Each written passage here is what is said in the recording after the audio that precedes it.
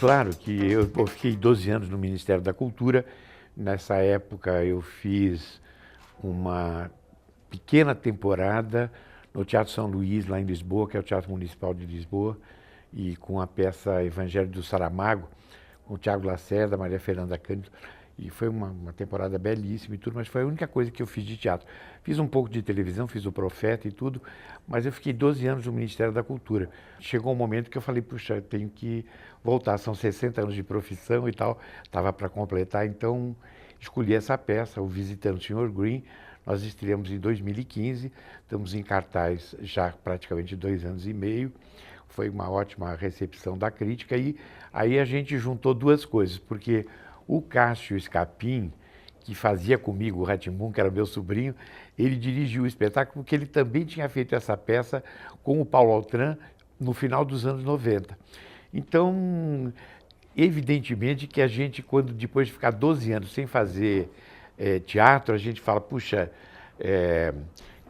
como é que eu vou me reorganizar dentro desse processo? Mas logo nos primeiros dias, quando a gente teve a oportunidade de ensaiar no palco do Teatro Jaraguá, eu logo vi que essa convivência com as tábuas do palco de um teatro, elas são muito assim, marcantes e eu logo me senti absolutamente à vontade. Mas certamente, na véspera de estreia, em qualquer lugar, isso hoje nós vamos fazer aqui em Belo Horizonte, sempre dá aquele friozinho na barriga. Isso faz parte da emoção do teatro, porque é um encontro sempre, e sempre um espetáculo é diferente do outro, não é? O Paulo, ele criou o personagem aqui no Brasil e ficou 5 anos em cartaz com a peça. Então, depois da morte dele, o produtor tinha me convidado para fazer a peça, uma remontagem, porque tinha sido um grande sucesso. Mas aí eu estava muito comprometido com o Ministério, eu não pude fazer na época. E aí depois, quando eu saí, então nós compramos os direitos. Mas o Paulo foi um mestre de toda a minha geração, de várias gerações. Na verdade, que o Paulo também ficou uma vida longa, né, no teatro. E eu faço uma homenagem ao Paulo e também comemoro os 20 anos do Rá-Tim-Bum. E aí, como o Cássio também fez com o Paulo o papel do jovem, né, que tem o Ricardo Gelli, que faz na nossa montagem aqui, que é um excelente ator também, e nós convidamos o Cássio para dirigir o espetáculo. Então você vê que tem uma série de efemérides e, ao mesmo tempo, eu estaria comemorando, a partir de 2015, os meus 60 anos de carreira de teatro. Então uma série de comemorações assim, e que coincidiram, mas que também houve uma resposta muito boa do público. A peça é uma comédia, ela é muito divertida, mas ela, num determinado momento, ela assume aspectos mais dramáticos, de muita emoção, e o público viaja junto com a gente. E é uma peça que eu acho que diz muito para o momento que a gente está vivendo, porque ela fala da aceitação do outro. Então ela trata dessa questão da intolerância, que hoje é um tema muito recorrente na nossa sociedade, né? A gente vê muitas polarizações em torno justamente das pessoas não aceitarem o diferente, né? Então acho que a peça, nesse sentido, ela faz as pessoas refletirem, se emocionarem, se divertirem. Eu acho que ela cumpre um papel importante. Olha, a televisão tem esse poder de, vamos dizer, abranger um número grande de pessoas, né?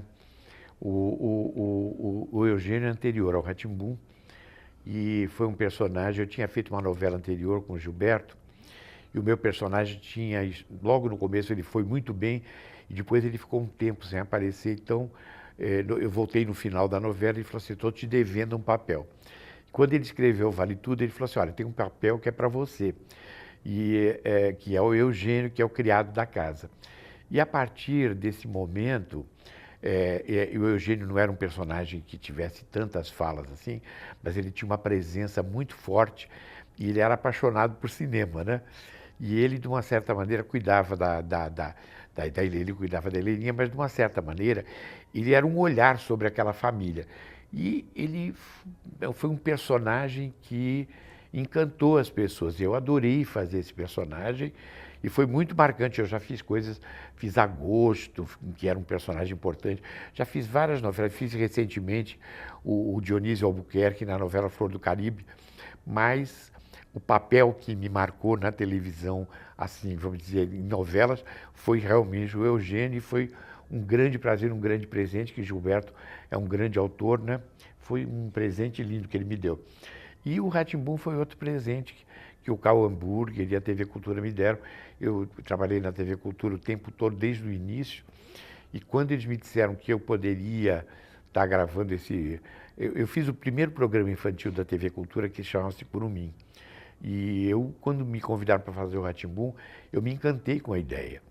E a gente achava que a peça, que a série ia ter um sucesso grande, porque era muito bem feita, era muito bem cuidada. Mas acontece que ela virou realmente uma coisa, um cult, né, dentro da cultura brasileira.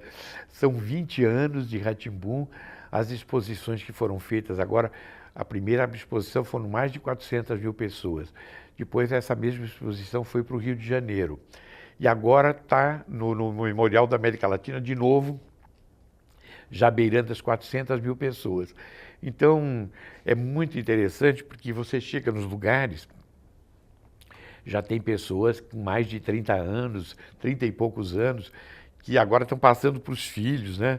E, então, o Rá-Tim-Bum continua, né? Ele está muito presente.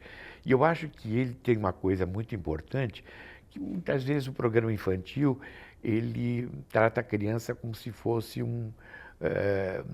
não vê a criança como uma individualidade, né? Eu acho que o Rá-Tim-Bum tinha esse respeito pela criança, e a criança também interagia com o programa. Então, era em todos os aspectos, do ponto de vista de comportamento, questão de lava-lava, do ratinho que toma banho, falava sobre história, falava sobre literatura, sobre arte.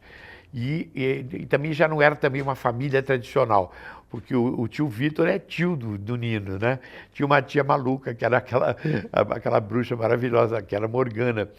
E tinha, ao mesmo tempo, a contraposição, que era o doutor Abobrinha, que, de uma certa maneira, representava a interferência do sistema, do cara que quer comprar o castelo para fazer um condomínio e tal. Então, são temas, tinha o Tíbio Perônio, a Cobra Celeste, o gato que dormia ali na biblioteca, um gato culto, né? São personagens que ficaram... O Bongô, que era o menino que trazia a pizza. São personagens maravilhosos. O Etevaldo, que era a relação com o Cosmos, né?